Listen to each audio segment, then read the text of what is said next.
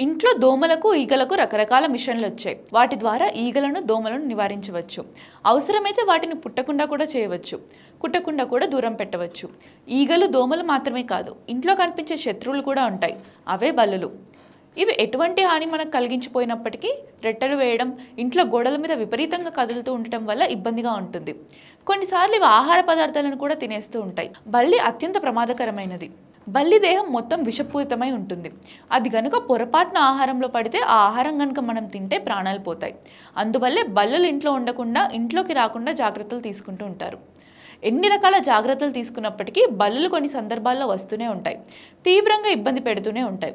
అలాంటప్పుడు వాటిని ఇలాంటి చిన్న చిన్న పద్ధతులు పాటించి ఇంట్లో నుంచి బయటకు పంపించవచ్చు.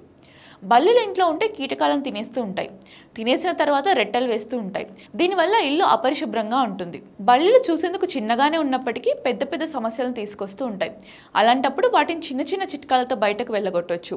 మిరియాల పొడి నీటిలో కలిపి బల్లులు తిరిగే ప్రదేశాల్లో పిచికారీ చేస్తే అవి వెంటనే పారిపోతాయి. కోడిగుడ్డు పెంకుల వాసన కూడా బల్లులను బయటికి పరుగులు పెట్టేలా చేస్తుంది.